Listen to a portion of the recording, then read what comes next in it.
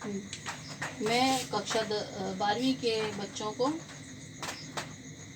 जीव विज्ञान का पाठ पुष्प पादापों में लैंगिक जनन पढ़ा रही हूँ। उसके आगे का पोर्शन हम पढ़ेंगे पर परागण में वायु परागण। वायु परागण में हमने जैसे कि पढ़ा था कि पर परागण में माध्यम की आवश्यकता होती है, हवा, कीट, पानी, इनकी सक्रिय भूमिका होती है, ये एजेंट का काम करते हैं। तो वायु परागण में हवा या वायु के द्वारा जो है पुष्प में झोंके आते हैं, घिलते हैं वो, और एक परागकण एक पुष्प से दूसरे पुष्प के वर्तिकाग्र तक पहुंच जाते हैं। वायु परागित पुष्प जो होते हैं उनमें कुछ कमियां पाई जाती हैं, कुछ अभाव होते हैं, जैसे आकर्षण नहीं होता है, आकर्षण का अभाव होता है, मकरंद ग्रंथियां नहीं पाई जाती हैं, सुगंध नहीं होती है वायु परागित पुष्पों में। और इस कमी को पूरा करने के लिए वायु परागण की आवश्यकता पाई जाती है, पड़ती है। तो वायु परागण की विशेषता क्या होती है? वायु परागण की विशेषता में जो पुष्प पाए जाते हैं उन पुष्पों की विशेषता ये होती है कि पुष्प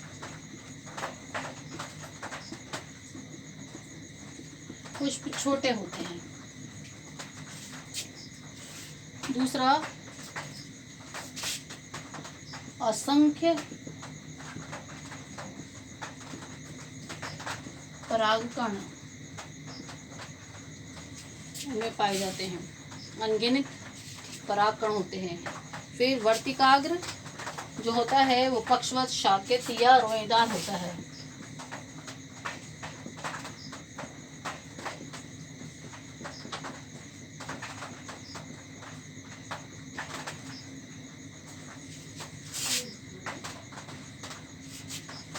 फिर चौथी विशेषता ये होती है परागकण में पंखदार होते हैं परागकण।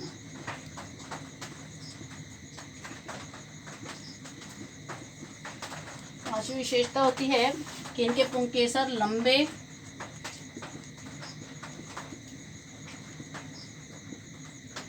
लंबे कुतंतु और मुक्तधरी होते हैं।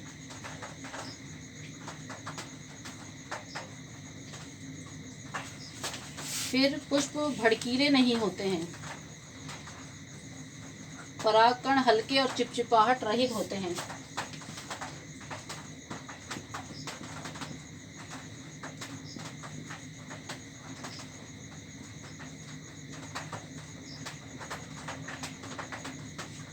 इस प्रकार कुछ विशेषता पाई जाती है जिसके कारण इन पादापों में वायु परागण पाया जाता है। ये इसका उदाहरण गेहूं, बांस, मक्का, ताड़, गन्ना,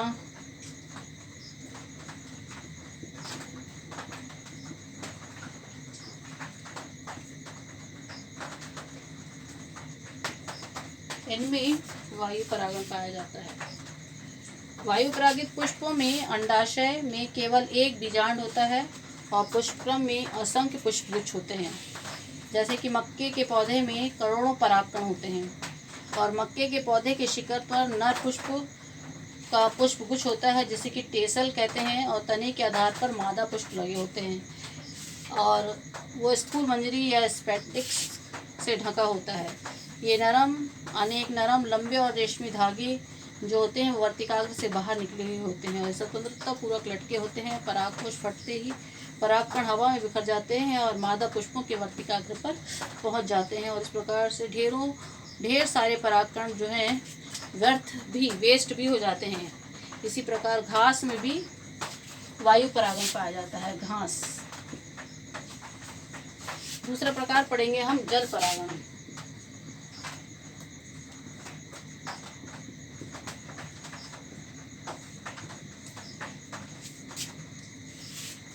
हाइड्रोफिली, जल परागण। पुष्प पादपों में पानी द्वारा परागण काफ़ी दुर्लभ होता है और जलीय पौधों में ये पाया जाता है। जलीय पादपों में पुष्प परागण पाया जाता है, जैसे कि हाइड्रिला, वैलेसनेरिया,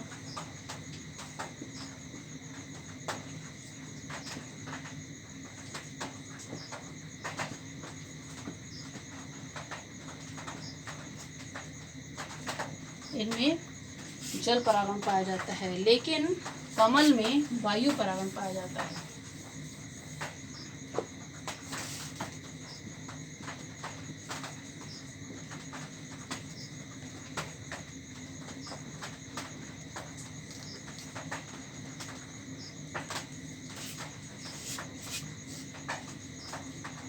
कमल में वायु परागण होता है, ये एक अपवाद है। इसके बाद जैसे वैलेसनेरिया में नर पुष्प तथा मादा पुष्प अलग अलग होते हैं और ये एक लिंगाश्रयी होता है। वैलेसनेरिया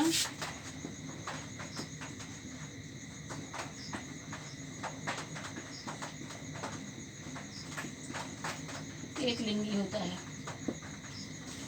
इसमें अलग अलग नर और मादा पुष्प पाए जाते हैं। जब नर पुष्प परिपक्व हो जाते हैं तब वे पौधे से विच्छेदित होकर तैरने लगते हैं और स्त्री पौधे में वृंत की लंबाई तक वृद्धि करके पुष्प की जल सतह पर पुष्प जो है जो मादा पुष्प होते हैं वे जल की सतह पर तैरने लगते हैं और नर पुष्प से जो परागकण निकलते हैं वो पराग कोशों से निकल करके वर्तिकाग्र की ओर बहने लगते हैं और वर्तिकाग्र पर आकर चिपक जाते हैं और इस प्रकार से वहाँ परागण की क्रिया होती है। इसे बोलते हैं जल परागण। परागण के पश्चात मादा पुष्पों के डंठल जो होते हैं वो कुंडलित होकर पुनः पानी में चले जाते हैं और वहाँ बीज और फलों का निर्माण करते हैं। कुछ जलीय पौधे जैसे कि रेननकुलसी फैमिली में पाए जाने वाले पौधे है ना, ये वर्षा के जल की बूंदों से ही परागकण विच्छेदित हो जाते हैं और वर्तिकाग्र पर पहुंच जाते हैं। सेरेटोफिल्लम में परागकण पानी की सतह के अंदर जाकर वर्तिकाग्र पर को परागित करते हैं। तो इस प्रकार से जल परागण की क्रिया होती है। फिर एल्गी, ब्रायोफाइट्स, टेरिडोफाइटा के नर युग्मक जो होते हैं उनको परिवहन के लिए मादा पुष्प वर्तिकाग्र तक पहुंचने के लिए जल की आवश्यकता होती है। एल्गी, ब्रायोफाइटा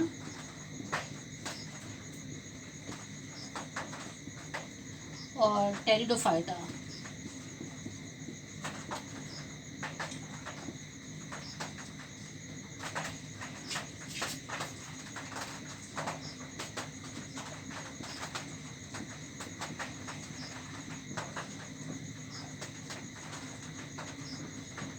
परिवहन के लिए जल की जरूरत होती है और इस प्रकार से जल परागण की क्रिया संपन्न की जाती है। फिर तीसरा आता है कीट परागण।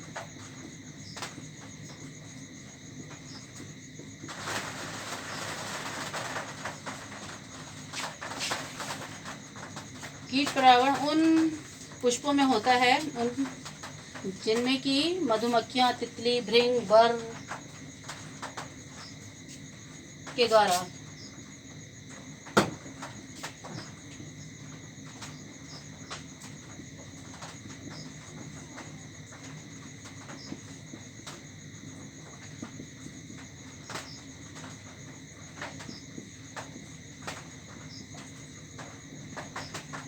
मधुमक्खियां, इनके द्वारा कीट परागण होता है और जिन पादपों में या जिन पुष्पों में कीट परागण की अभिक्रिया के द्वारा परागण की क्रिया संपन्न की जाती है उनमें ये पुष्प जो होते हैं ये आकर्षक होते हैं।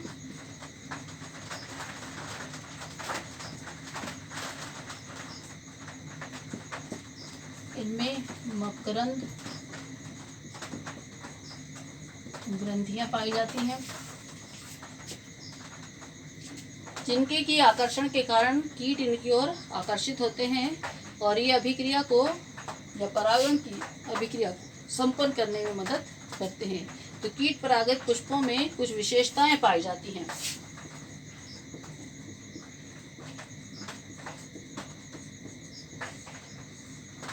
पहला कि ये रंगीन होते हैं। दूसरा, बड़े होते हैं, पुष्प बड़े होते हैं। तीसरा, सुगंधित होते हैं। चौथा, इनमें मकरंद पाया जाता है। पांचवा, इनके छोटे छोटे पुष्प मिलकर एक बड़े पुष्प के समान रचना बनाते हैं, जैसा कि सूर्यमुखी में।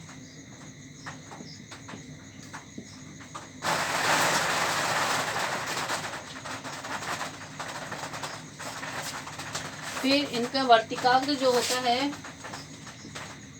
वो चिपचिपा होता है।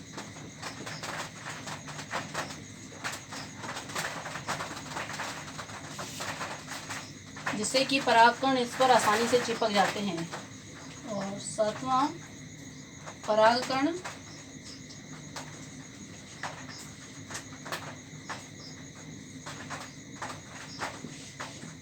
मोटे भित्ति वाले होते हैं, बड़े होते हैं और उनमें कुछ नुकीले कांटे की तरह रचनाएं पाई जाती हैं, जो उन्हें आसानी से वर्तिकाग्र पर चिपकने में मदद करती हैं। इस प्रकार से कीट परागित पुष्प जो कीट परागण जो है